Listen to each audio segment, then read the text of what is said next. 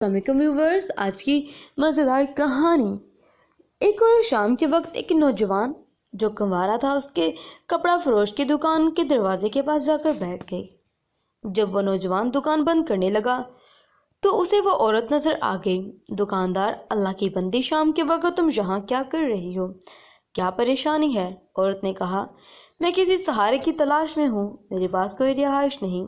دکاندار بولا، تم میرے ساتھ گھر چل سکتی ہو جہاں تمہیں آج کی رات گزارنے کا موقع مل جائے گا۔ عورت بولی، ٹھیک ہے۔ دکاندار اس عورت کو لے کر اپنے گھر گیا۔ دونوں میں بہت بات چیت ہوئی اور نوجوان نے خود ہی پیشکش کر دی، کیوں نہ میں تم سے شادی کر لوں۔ عورت نے اس کی پیشکش قبول کر لی۔ گواہوں کو بلایا گیا۔ امام مسجد آیا، اس نے نکاح پڑھا اور دونوں کی شادی ہو گئی۔ شادی کے 3 دن گزرے تھے کہ چوتھے دن دکاندار کے گھر ایک آدمی چند عورتوں کو لے کر آیا۔ دکاندار نے پوچھا، آپ کون لوگ ہیں؟ کہاں سے آئے ہیں؟ اس لڑکی کے قریبی رشتے دار ہیں، اس کے چاچا زاد بہن بھائی ہیں۔ جب ہمیں آپ کے بارے میں معلوم ہوا کہ آپ نے ہمارے رشتے دار لڑکی کی زندگی کو سہارا دیا ہے اور اس کو اپنا شریک حیات بنا لیا ہے تو ہمیں بہت ہی زیادہ خوشی ہوئی، اور آپ کی شرافت اور اعلیٰ کردار سے ہم بہت متاثر ہوئے۔ ہمارے یہاں آنے کا مقصد یہ ہے کہ ہمارے گھر ایک شادی ہے جس میں آپ کی بیوی کی شرکت ناگزیر ہے، اس لیے ہم اسے چند دنوں کے لیے اپنے ساتھ لے جانا چاہتے ہیں۔ اگر آپ اسے ہمارے ساتھ جانے دیں تو مہربانی ہوگی۔ دکاندار ان کی باتیں سن کر اپنی بیوی کے پاس گیا اور اس سے ان کی خواہش سے آگاہ کیا۔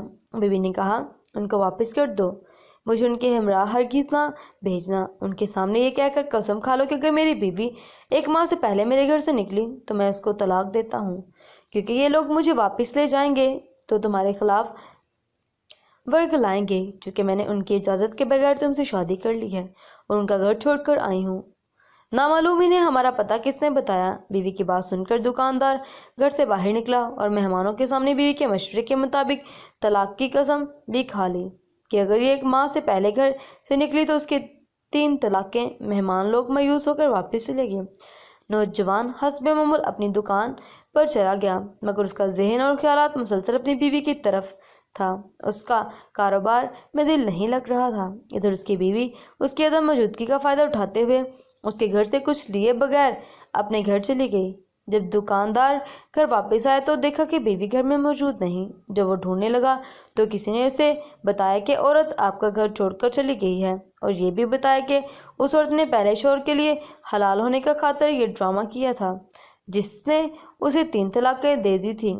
لوگوں کو چاہیے کہ وہ اس قسم کی مکروہ فریب سے ہوشیار رہیں اور لوگوں کے ہیلوں اور بہانوں کے اسرار و رموز کو سمجھنے کی کوشش کریں۔ Thanks for watching this interesting and more video. پسند آئے تو اپنی رائے دیجیے گا اور اپنا خیال رکھیے گا۔ اللہ